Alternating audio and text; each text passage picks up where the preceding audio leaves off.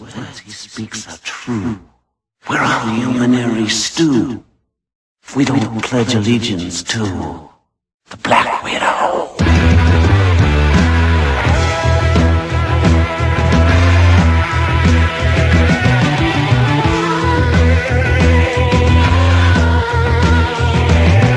The horror that he'll bring, the horror of his sting, the unholiest of kings, the Black Widow. Hello and welcome to this latest episode of the Spider's Parlor. I am the Spider, and now we're going to enter the 1980s with Alice's deviant discography. Kicking off with Flush the Fashion, which is the first of the 4 albums that make up what the fans and Alice to an extent call his dark period. Cover was very plain. It was meant to be a very streamlined album and look. Alice has got his hair put back, no makeup, and just, yeah, he did not look like the typical Alice Cooper.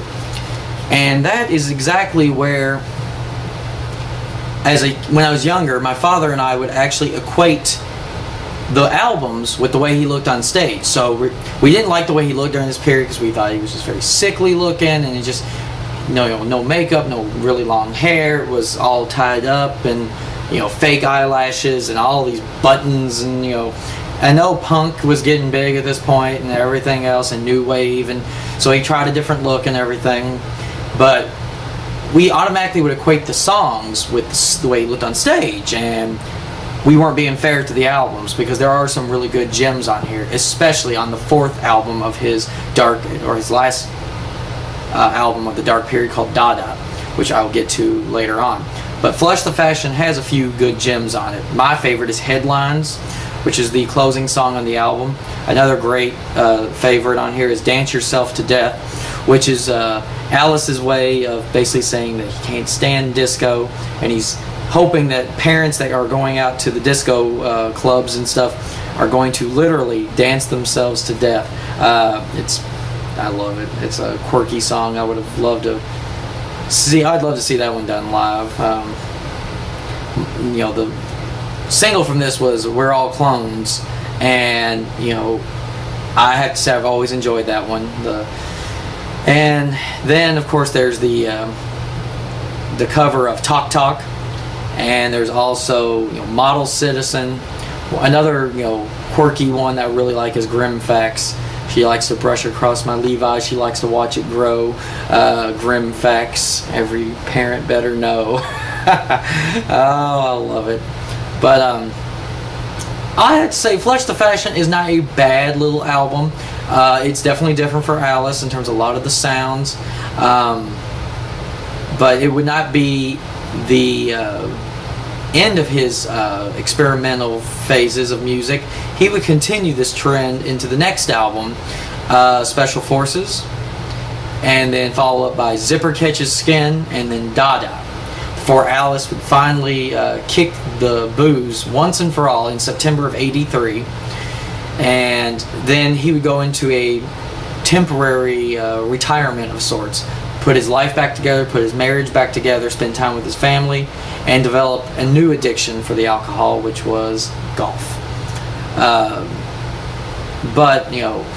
And then before long, Alice would make his triumphant return to music. But before we get into all that, my final thoughts on Flush the Fashion are that it's a definite solid album. I'd probably give it about a 6.5 or 7.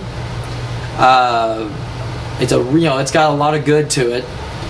There's just a few things that it's just so different from what Alice has done before, but I still think it's a very solid album. But next up we go to Special Forces. Okay, Special Forces, the follow-up album to Flush the Fashion. 2 swords crossed with a photo of Alice, and as you get closer, just look at Alice. Very sickly at this point. There are clips online that you can go to YouTube and see. he just is not a well person right now. He's taking this concept of really no concept to a new level, which was now more like military drag. And, you know, it just did not agree with him. And I'm so, even though he's, you know, he plays songs from this era still from time to time, which the songs are welcomed. You never go back to that look, though. Special Forces gave us a very, very cool song, Who Do You Think We Are? And that's probably my favorite easily off this album. We look at this, we've got a cover of 7 and 7. We've also got another great one on here is Prettiest Cop on the Block. I'm a king in the station, but a queen on the street. You know, little lines like that. I'm sorry. Queen on the street and a king in the station. The prettiest cop on the block. And then he did a new cover of Generation Landslide. I did not think it was necessary to bring that song back. He added more lyrics to it towards the end of it. It's not horrible, but you know, the original from Billion Dollar Babies is 1,000 times better.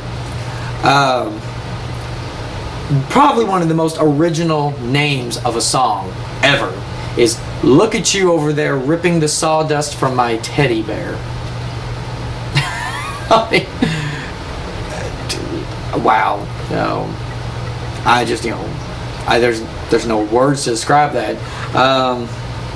Vicious Rumors is not a bad song. I like it a lot. There was a concert that accompanied a lot of these songs called Alice Cooper in Paris, and it's, you know, it's out there if you can find it, but it's, you know, you can see a lot of the footage of it on YouTube actually. But Alice just, I don't know what he was thinking when, you know, some of this was going on. God. Skeletons in the Closet is a very creepy song, actually. I do like that one a lot. I almost wish that would be in the new show. There's something sinister about it. He's just, you know, his voice goes, I've got skeletons in my closet, skeletons in my closet. And then at the end you hear, Alice. And then he goes, what? What do you want? As a follow-up to Flush the Fashion, Special Forces is not bad at all. It's definitely weaker than Flush the Fashion, so I'd probably give it a good solid 5.5 or 6. And if it was to get a 6, it's because of Who Do You Think We Are, and because it's just such a fantastic song. But, you know, that is the end of this set. Coming next, the conclusion of Alice's early 80s experimentations with Zipper Catches Skin and Dada.